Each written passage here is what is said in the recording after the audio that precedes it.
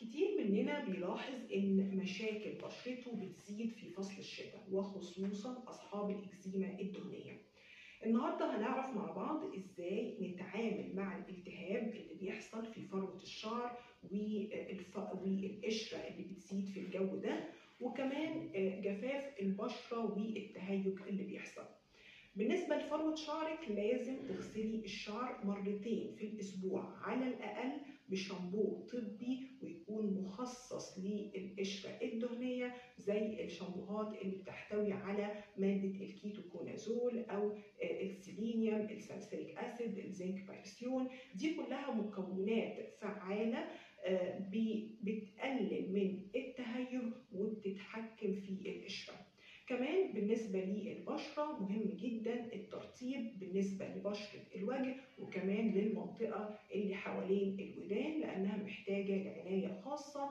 فمهم إنك تستخدمي مرطب يكون طبي ومناسب لنوع بشرتك مرتين في اليوم علشان نحافظ على حاجز البشرة ونقلل من الجفاف والتهيج. بالنسبة بقى للملابس، طبعا اختيارك لنوع الملابس بيفرق جدا. يفضل استخدام الملابس اللي بتكون مصنوعة من الأقطان، خصوصا الملابس اللي بتكون ملامسة للجلد مباشرة، ونبعد تماما عن الأصواف والبوليستر لأنها ممكن تزود التهيج والالتهاب.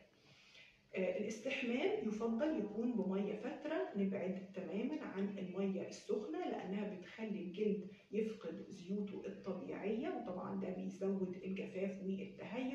وبينصح دايما بالاستحمام لفترات قصيرة من 5 ل 10 دقائق كفاية.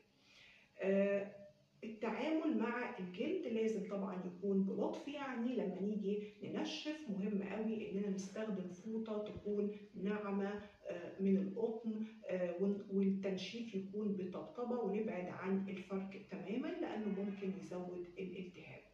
كمان استخدام انواع من الصابون او الغسول اللي بتكون خالية من الزيوت وخالية من المواد الكيميائية اللي بتهيج البشرة. مكملين معاكم في الفيديو اللي جاي ان شاء الله باقي النصائح لمرضى الإكزيما الدهنية. تابعونا علشان تعرفوا كل جديد. دمتن جميلات.